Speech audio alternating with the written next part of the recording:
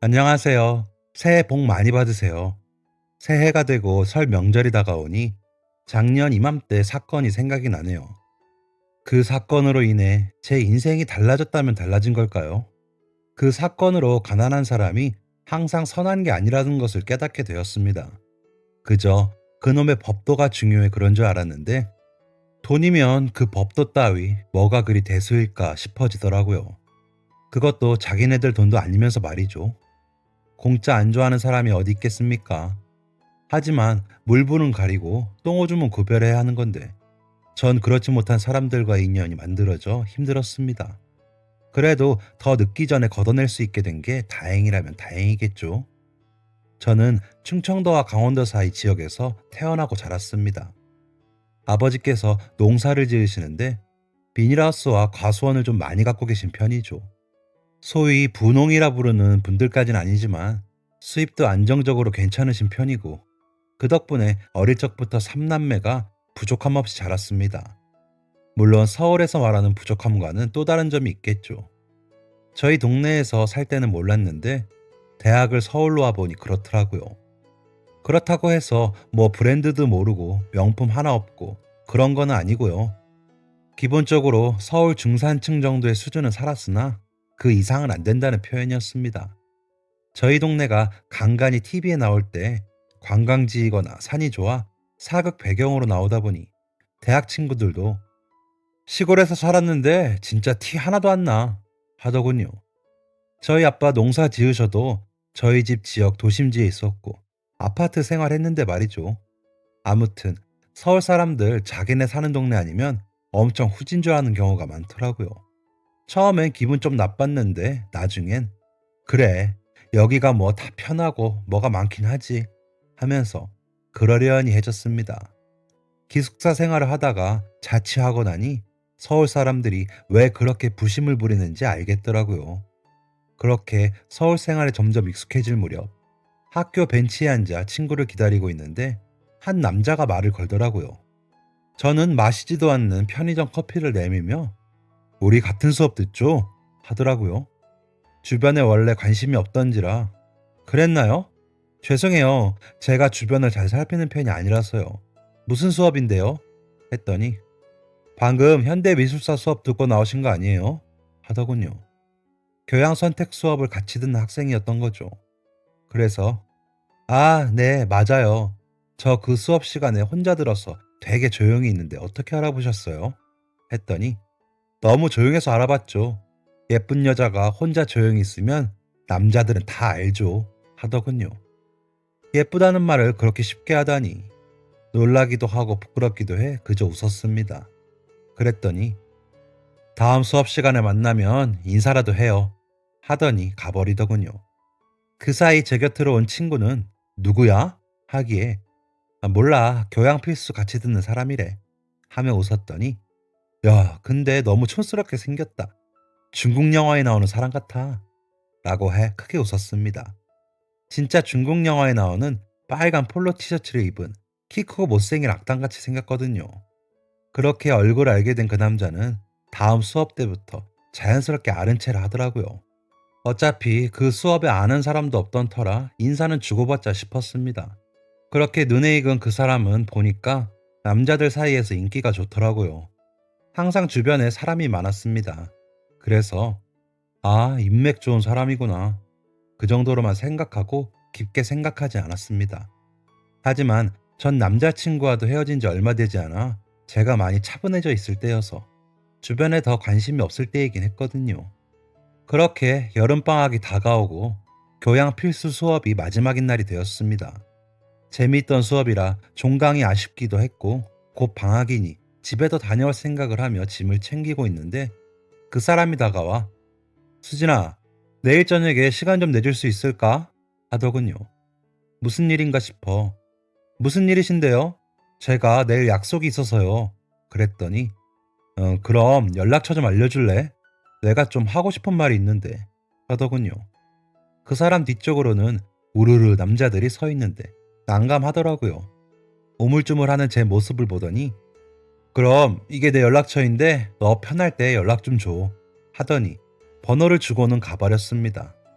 그래서 일단 받긴 했지만 크게 생각하지 않고 연락도 안 한 채 방학을 맞이했습니다. 솔직히 그 연락처가 어디 있었는지 신경도 못 썼습니다.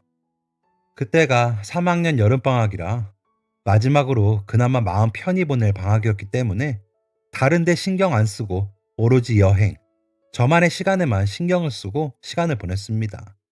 집에도 2주 정도 다녀오고 혼자 제주도도 일주일 정도 가보고 고등학교 때 친구들과 14박 15일 유럽 배낭여행도 패키지로 다녀왔습니다. 서울로 돌아와서는 일주일 동안 클럽도 실컷 가고 술도 엄청 마셨었죠.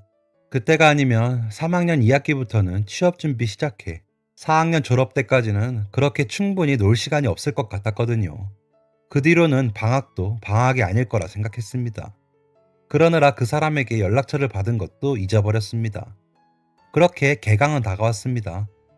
수강 신청을 성공적으로 해낸 터라 비교적 기분 좋게 개강을 맞이하고 영어 스터디 모임에 들어가기 위해 여기저기 기웃거리고 있었죠.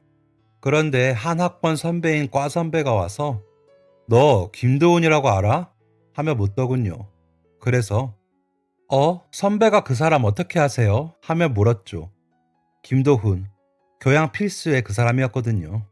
그랬더니 우리 동아리 선배 너 아냐고 묻더라.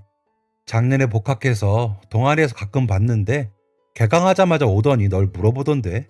라고 하기에 아 그래요?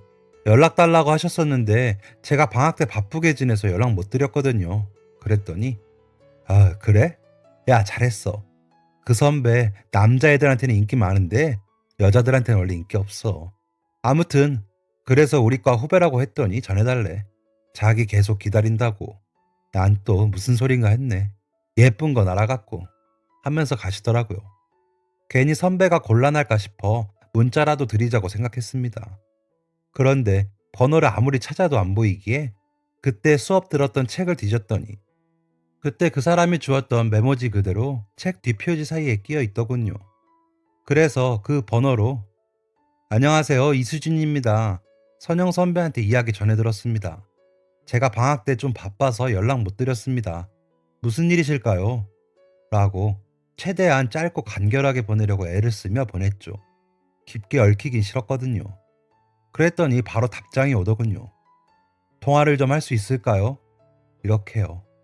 통화까진 하고 싶지 않았지만 얼른 빨리 마무리하자는 생각에 편하실 때 말씀해 주시면 제가 전화 드리겠습니다. 라고 문자를 보냈더니 바로 전화가 오더군요. 그래서 받았습니다. 여보세요? 아, 통화하기 되게 힘들다. 선영이 아니었으면 연락도 못 받을 뻔했어. 하기에 선영 선배랑 OT 때 같은 방을 써서요. 그런데 무슨 일이세요? 하고 물었더니 무슨 일은 그냥 너 궁금해서 그러지 하는데 왜인지 마음이 편하게 느껴지더라고요.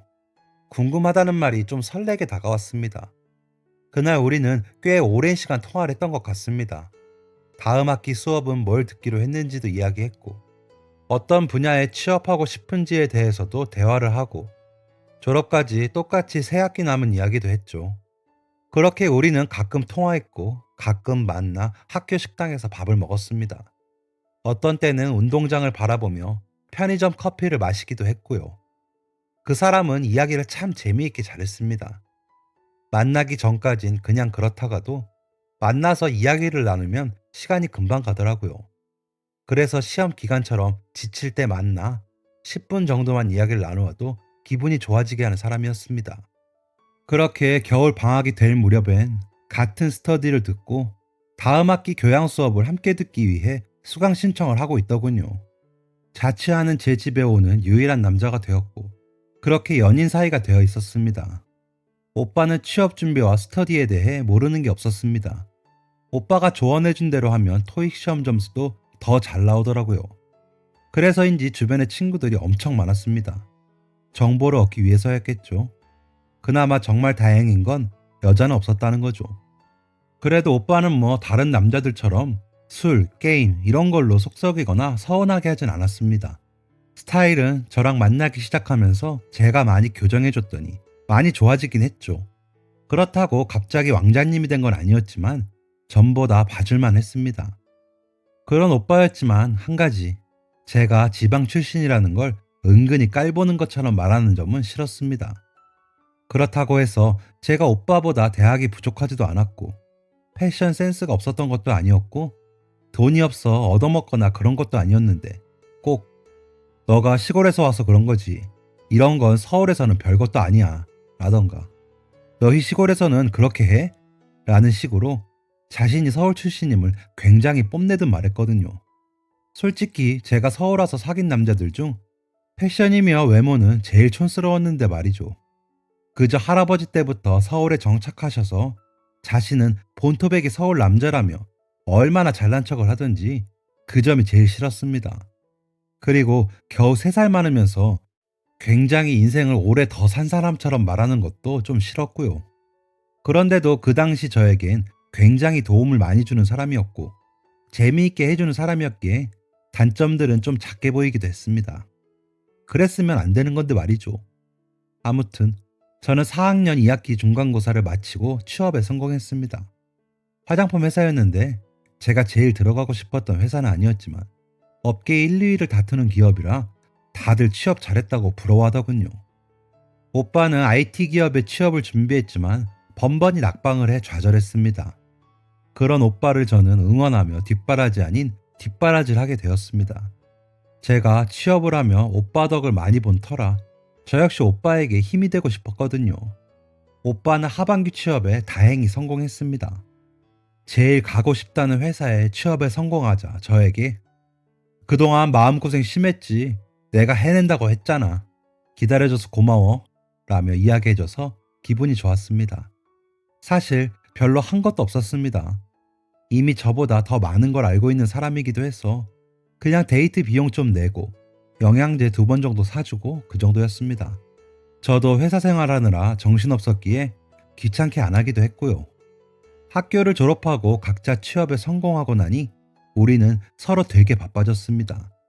우리 2사람뿐만 아니라 다른 친구들도 모두 바빠졌죠. 그러다 보니 오빠에게 더 의지를 하게 되더라고요. 어떤 날은 퇴근 후 혼자서 정말 너무 외로웠거든요. 어느새 오빠 만나는 날만 목이 빠져라 기다리고 있더라고요. 하루는 회사에서 실수를 해 팀장님께 엄청 혼이 나고 야근 후에 집으로 와 불 꺼진 방에 불을 켰는데 그렇게 쓸쓸 하더라고요. 집에 전화를 하자니 너무 늦어 부모님은 주무실 시간이라 전화도 못하고요.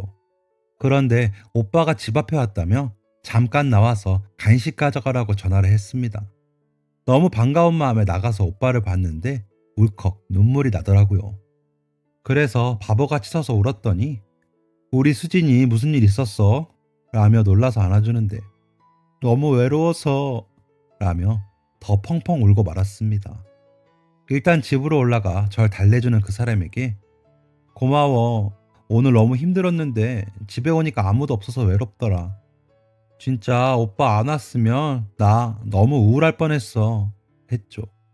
그러자 그 사람이 아이고 힘들 때 누구라도 있으면 너무 좋지. 그게 나라서 다행이다. 전화하지.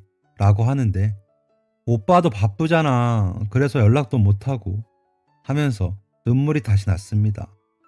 그런 저를 안아서 토닥토닥 해주는 그 사람에게 얼마나 고맙든지 정말 엎드려 절할 뻔했습니다. 그렇게 며칠이 지나고 주말이 되었을 때 평소와 다름없이 약속을 하고 약속 장소로 갔습니다. 전에도 함께 갔던 곳이라 아무 의심 없이 들어서는데 분위기가 이상하더군요. 촛불로 만든 길에 꽃잎이 흐트러지게 뿌려져 있고 벽 한켠의 스크린에서는 저와 오빠가 데이트하며 찍은 사진들이 지나가고 있었습니다. 피아노 앞에는 오빠가 앉아 제가 등장하는 동시에 연주를 하며 노래를 하고 있더군요. 생각지도 못한 분위기에 놀라서 있는데 노래를 마친 오빠가 꽃다발을 들고 제게 와 우리 결혼하자 라며 무릎을 꿇었습니다.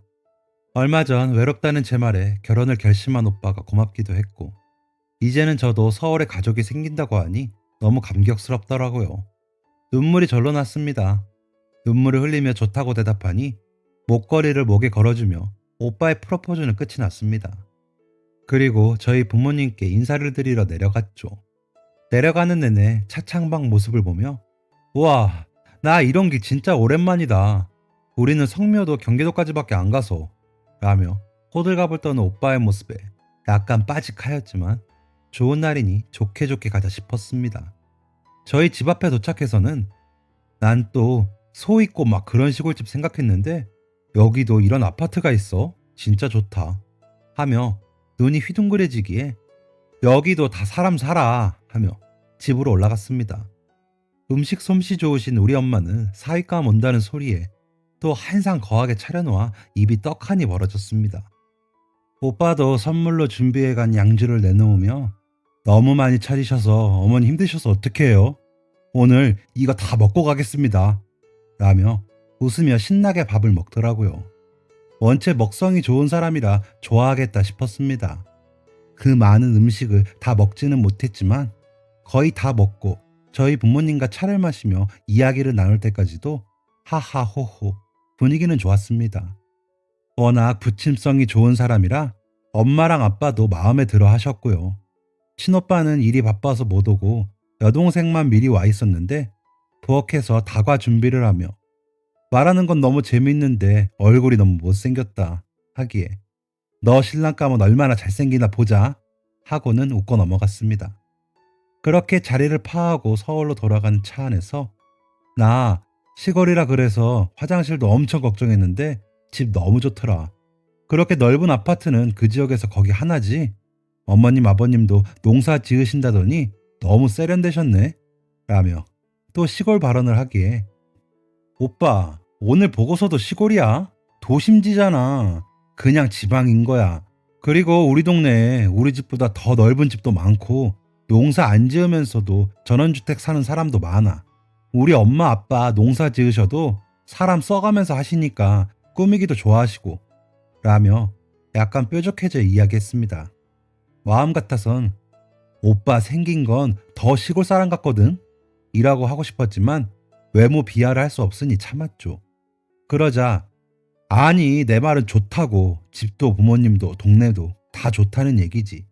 나는 서울만 살아봐서 잘 모르니까 알았어 미안해 라며 웃기에 저도 그렇게 넘어갔습니다. 그 다음 주말이 되어 오빠네 집으로 인사를 갔습니다. 유명하다는 빵집에서 케이크를 사고 어머니 좋아하신다는 백화점에서 과일 바구니를 사서 가느라 아침부터 정신없이 준비해 오빠와 만나 집에 도착했습니다. 긴장되더라고요. 어른들하고 자리를 겁을 내기도 하고 어색해서 불안했습니다. 오빠의 안내에 따라 집으로 향하는데 꼬불꼬불 골목길을 올라가야 해 신고 온 구두가 불편했습니다. 그런 저를 보더니 우리 동네가 좀 가파르지? 미리 얘기해 줄걸. 우리 동네는 거의 이런 길이야. 서울 살았으면 알았을 텐데 수진이가 지방에서 와서 몰랐지? 내가 깜빡했어. 라고 하는데 또 약간 빠직하더군요. 그래도 날이 날이인 만큼 다른 소리 안 하고 싶어 조용히 올라갔습니다. 여기야 라고 오빠가 안내하는 집으로 들어서니 드라마에서나 보는 옛날식 철문이 삐거덕거리며 닫혔습니다. 마당이라고 부를 수도 없는 좁은 틈을 지나 현관문을 여는데 굉장히 좁은 공간에 신발들이 놓여 있더군요. 오빠의 안내에 따라 들어서며 한 켠에 신발을 벗고 들어서니 주방 겸 거실이 보였습니다. 5사람 정도가 서 있으니 꽉 차서 어떻게 해야 할지를 모르겠더군요. 오빠의 남동생은 고개로 인사만 하더니 부엌 식탁 의자에 앉아 있었습니다. 그래야 겨우 저와 오빠네 부모님이 마주보고 앉을 수 있었거든요. 어머님은 케이크와 과일을 보더니 시골에서 왔다더니 너무 무리한 거 아니에요? 너무 고마워 잘 먹을게 하시더군요. 그러자 아버님은 원래 시골 사람들이 이런 거에 더 빠삭하지. 집이 농사 짓는다고 했지? 그러니 과일 이런 것도 잘 고르겠지 하시더군요. 뭐라고 할 말이 없어 웃기만 하고 있는데 나 저번 주에 인사 갔다가 깜짝 놀랐잖아요. 시골도 살만 하겠더라고. 엄마랑 아버지도 더 연세 드시면 그냥 시골 가서 사세요. 거기가 집값도 더 쌀 거 아니야 라며 히히덕거리더라고요. 아무리 서울 집값이 비싸도 그 집 팔아서 지방 내려가 살기 힘들 것 같은데 말이죠. 그래도 뵌 첫날이니 아무 말 말자 싶었습니다. 그래서 있는데 주스를 따라오시더니 우리가 일하느라 식사 준비를 못했어. 이 앞에 맛있는 데 가서 밥 먹어요. 서울 사람들은 이렇게 바쁘다니까. 우리 애가 내려가서 너무 잘 먹고 왔다고 했는데 이렇게 돼서 미안해 라고 하시더군요. 웃으며 이야기하시는데 어쩔 수 없는 일이니 이해하고 넘어가자 싶었습니다. 그래서 주스를 마시고 식당으로 가기 위해 자리를 옮겼습니다. 도착해보니 동네 삼겹살집이었습니다. 동네 포장마차 같은 집이었는데 동그랗게 둘러앉아 드럼통 같은 불에 고기를 구워 먹는 곳이었습니다. 저도 그런 고깃집 좋아합니다. 하지만 결혼하겠다고 인사 온 첫날 이런 집에 오는 게 맞는 건가 싶고 그날 예쁘게 보이고 싶어 입은 옷이 좀 불편했기에 애썼지만 표정 관리가 잘 안 됐나 보더라고요. 정신없고 서로 대화는커녕 고기 굽느라 정신없이 어떻게 시간이 지났는지 모르게 먹는 둥 마는 둥 하고 집에 도착했는데 오빠가 오늘 수진이한테 다른 면을 본 것 같네 하더군요. 그래서 뭐가? 했더니 어른들 앞에서 좀 불편하다고 그렇게 표를 내는 무슨 말이야. 우리 부모님이 준비를 못하신 건 맞지만 좀 실망스럽더라 라고 이야기하기에 오빠 내가 표정 관리를 못한 건 미안한데 싫다기보다 당황스러웠던 거지. 아무리 그래도 조용히 대화 나눌 수 있는 집도 아니고 포장마차 같은 곳에서 첫 인사는 좀 그렇지. 오늘 어머님 아버님하고 나눈 대화가 뭐가 있어?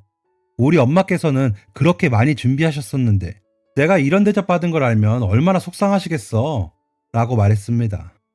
그러자 우리 엄마가 일하시느라 그러셨다고 미리 양해 구했잖아. 그래 수진이처럼 시골에서 여유롭게 시간 많은 삶을 살다가 우리처럼 빠듯하게 사는 서울의 삶을 이해 못할 수 있지. 다름의 문제라고 생각하고 우리 그만 풀자 하더군요. 아무리 생각해도 이해가 되질 않았습니다. 다름의 문제가 아니라 옳고 그름의 문제인 것 같았거든요. 하지만 이제 겨우 준비를 시작하면서 어찌 보면 사소할 수 있는 문제로 다투고 싶지 않았습니다. 그래서 그냥 말없이 차에서 내려 집으로 올라가 버렸습니다. 2주 후쯤 상견례 날짜를 잡고 식당은 오빠가 예약하기로 했습니다. 신신당부하며 꼭 한정식집으로 예약할 것을 권했죠. 다행히 예약한 집은 분위기가 나쁘지 않은 것 같았습니다. 상견례 당일은 별일 없이 잘 넘어갔습니다. 단지 오빠네 부모님께서는 우리 결혼에 보태주시지 못한다는 이야기를 하시면서 서울은 물가가 다 비싸서 저희가 나중에 손 벌리는 것보다 지금 못 보태주는 게 맞는 것 같아요 하시는 어머니의 말이 좀 거슬렸습니다. 저희 부모님께서는 뭐 지방이라 여유로우신 건가요? 능력의 차이를 자꾸 지역의 차이로 메우시는 게 좀 마음에 안 들었습니다. 그래도 저희는 무탈하게 결혼했습니다. 저는 살던 집 전세 빼고 모아놓은 돈 보태고 오빠도 모은 돈 보태고 모자란 돈은 대출 받고 작은 아파트 전세를 얻었습니다. 사실 엄마랑 아빠가 모자르면 쓰라고 돈 주신다고 했는데 이미 제가 보탠 돈이 더 많아 그 돈은 받지 않았습니다. 제가 살던 집 전세도 부모님께서 해주신 거니까요. 그래서 대출금 갚기 전까지는 임신은 미루고 맞벌이를 하기로 했습니다. 어쩔 수 없는 선택이었죠.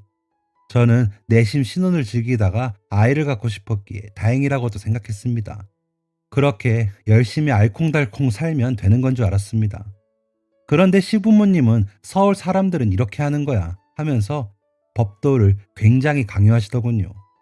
안부 전화도 일주일에 3번 이상은 해야 하고 적어도 2주에 한 번은 부모님 모셔서 식사 대접도 해야 하고요. 명절엔 당연히 음식하고 자고 가야 하고 먼 친정에 자주 가지 말라고 하시더군요. 생전 처음 듣는 서울 법도에 당황하기도 했지만 아들 장가 보내면서 서운하셔서 그러시겠지 했습니다. 그러다 저희 엄마가 재작년 추석 직후 아침에 일부러 은행에 가시다가 음주 차량에 치이시면서 크게 다치셨어요. 왼쪽 팔과 다리에 철심을 박는 수술도 하시고 병원에 오래 누워 계셔야 했죠. 오빠는 아빠가 생산하는 농산품을 연계해서 해외에 파는 일을 하는데 그 덕분에 아빠의 일이 잘 되고 있었거든요. 이번에 더 넓히신다고 땅을 더 구입하시기도 했고요. 그러느라 오빠는 정말 눈코 뜰 새 없이 바쁘고 여동생은 지역대학 나와 기회가 돼서 어학연수를 갔던지라 엄마 병간호할 사람이 저밖에 없더라고요. 그래서 어쩔 수 없이 제가 내려가 엄마 병간호를 하며 지냈습니다. 신혼인데 신랑이랑 떨어져 지내게 되니 안타깝긴 했지만 엄마가 아픈데 어쩔 수 없는 일이지 않습니까? 회사도 휴직을 해놓았지요. 그때 저희 시어머니는 연락하셔서는 그래도 남편만 두고 가는 게 어디 있니? 요즘처럼 코로나도 유행인데 시골은 더 위험하잖아, 위생적으로. 그리고 그렇게 가게 됐으면 시부모한테 와서 먼저 고하고 가야지. 하여간 시골에라 가르칠 게 많다. 어쨌거나 기왕 갔으니까 잘하고 와라. 라고 하시더라고요. 너무 화가 나서 오빠, 어머님이 하는 말씀이 뭐야? 엄마 이렇게 다쳐서 나 너무 속상한데 고작 하신다는 말씀이 그거야? 나 너무 화가 나. 라고 신랑에게 따졌더니 엄마는 서울뿐이라 시골 사람들의 그런 정을 잘 모르셔. 너가 이해해. 라고 하더군요. 기가 막혀서 여기서 서울 사람이 왜 나와? 시골 사람의 정? 그럼 왜 어머니께서는 2주에 한 번 우리 집에 오시는데 결혼할 때 보태주신 것도 없으면서 맨날 얻어만 드시고 그건 서울 사람 정이야? 하고는 전화를 끊어버렸습니다. 그리고 집에 갈 때까지 서로 연락을 안 했죠. 2주에 한 번 집으로 올라와 짐을 다시 꾸려 내려갔는데 며칠 후 올라가니 그래 수진이 너가 속상할 것 같아. 아무래도 결혼하고 우리 부모님하고 더 자주 만났으니까. 그런데다 어머님 저렇게 사고 나서 아프시니 더 힘들지. 미안해. 내가 엄마한테 다시 잘 말해놓을게. 걱정하지 말고 어머님 병간호해. 라고 하더군요. 그렇게 화해를 하고 저는 다시 병간호하러 내려갔습니다. 신랑에게 미안하기도 했죠. 함께 하고 싶어 결혼한 건데 혼자 지내게 해서요. 그래서 엄마 얼른 나으시라고 열심히 병간호했습니다. 그나마 다행인 건 차에 직접 치이신 게 아니고 차의 옆부분에 밀리면서 넘어지신 거라 목숨은 구하셨다고 하더라고요. CCTV를 보는데 정말 식은땀이 났습니다. 그렇게 2달 정도 시간이 흐르고 엄마께서는 재활까지 받으시고 퇴원을 하셔서 집에서 계시게 되었습니다. 아직 불편하시긴 했지만 일상생활이 가능해지셨고 병원 방문은 아빠께서 하시기로 했습니다. 집안일은 사고 직후부터 오시는 아주머니께서 하시기로 하고요. 그래서 저는 다시 집으로 올라오기로 했죠. 집에 다시 돌아오니 애틋한 마음 때문인지 서로 더 잘하게 되더라고요. 가족 돌봄 휴직을 해놓은 상태라 1달 정도 시간이 더 남아 주부 놀이도 해보고 그 기간만큼은 다툼 없이 잘 지냈습니다. 그리고 복직을 하고 다시 정신없이 지내며 엄마에게는 전화만 하고 내려가진 못했습니다. 그러다 설 명절이 다가오는데 걱정이 되더군요. 명절인데 아픈 엄마가 음식도 못하고 아빠랑 오빠가 바쁘면 명절도 없는지라 혼자 지내게 될까봐요. 일 봐주시는 아주머니도 집에 가셔야 하고요. 그래서 신랑에게 오빠, 이번 설 명절에는 우리 집 먼저 다녀오자. 어머니께 얘기 좀 잘해드려. 아빠랑 오빠 명절이라 더 바쁘고 아주머니도 안 계셔서 엄마 혼자 힘드실 거야. 라고 했더니 응, 한번 말씀은 드려볼게. 근데 이미 양보를 많이 하셔서 받아들이실지 모르겠다. 하더군요. 기분은 나빴지만 그래도 참고 엄마 보러 다녀오자 싶었습니다. 다음날 시어머님이 전화하셨더군요. 얘, 너는 시집 온 거 맞니? 내가 며느리를 본 건지 상전을 모시는 건지 모르겠다. 아니 명절에 친정부터 가는 며느리가 어디 있니? 그간 사정이 있어 참았는데 이건 정말 너무한다. 절대 안 되니까 그런 줄 알아. 하시더니 제 이야기는 듣지도 않고 끊으셨습니다. 일하는 중이라 참으려 했지만 눈물이 나더군요. 손이 부들거려 일에 집중이 안 됐습니다. 신랑에게 문자를 보냈습니다. 오빠, 이번엔 나 혼자 우리 집으로 갈게. 오빠는 오빠네 집 가. 우리 각자 집에 알아서 효도하자. 난 어머님 이해 못하겠어. 오빠네 집 법도는 그냥 오빠네가 하고 싶은 대로야. 난 양쪽 집에 공평히 하는 게 맞는다고 생각해. 라고 보내고는 퇴근 때까지 핸드폰을 보지도 않았습니다. 그리고 집에 들어가서 기다렸는데 오질 않더군요. 기다리다 잠깐 잠이 들었는데 어느새 주방에서 음식을 하고 있더라고요. 그래서 언제 왔어? 라고 물으니 방금 집에 뭐 먹을 게 없다. 내가 있는 대로 차렸어. 밥 먹고 자. 하더니 예상과는 다르게 싱글벙글 하더군요. 그래서 무슨 일인가 싶어 살피고 있는데 내가 엄마한테 다시 잘 말씀드릴게. 미안해.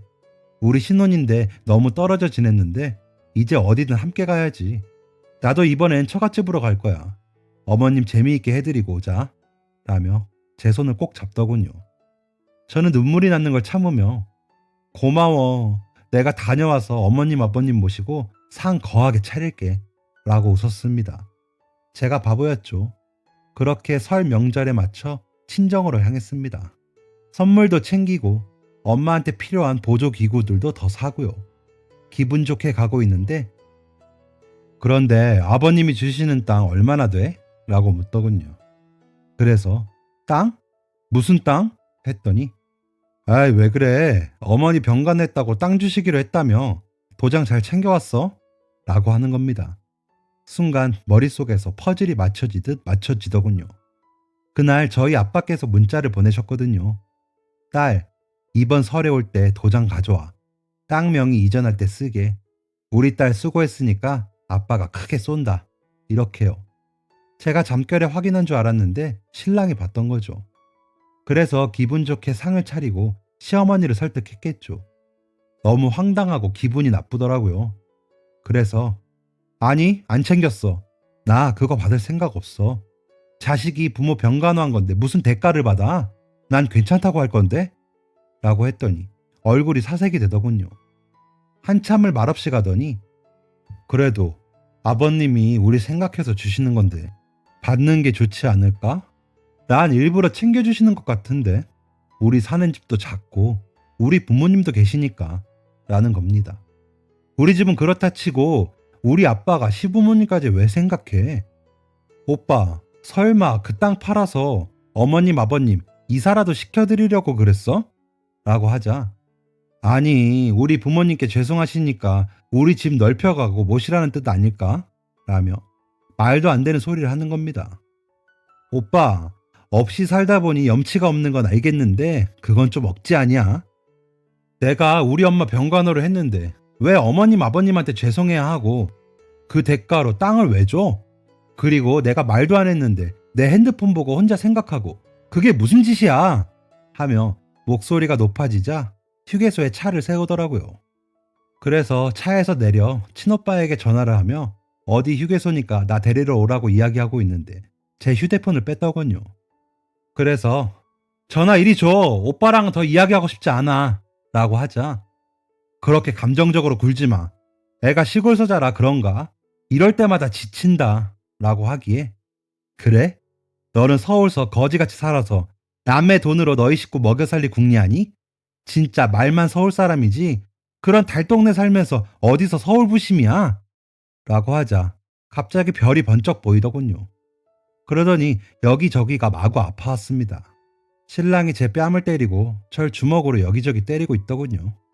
너무 놀라 주변 사람들에게 도와달라고 소리를 쳤더니 휴게소에 계시는 안전도우미들이 오셔서 저와 신랑을 떼어 놓아주셨습니다. 휴게소 안내소에 가서 저는 경찰을 불러달라고 요청드렸고 신랑과 저는 인근 경찰서로 가게 되었습니다. 친오빠에게 연락해 경찰서로 오라고 한 후 조서를 쓰고 있는데 휴게소에 있는 CCTV를 보며 본인들 맞냐고 물으시더라고요. 화면으로 보니 많이도 맞고 있어 서러워서 눈물이 났습니다.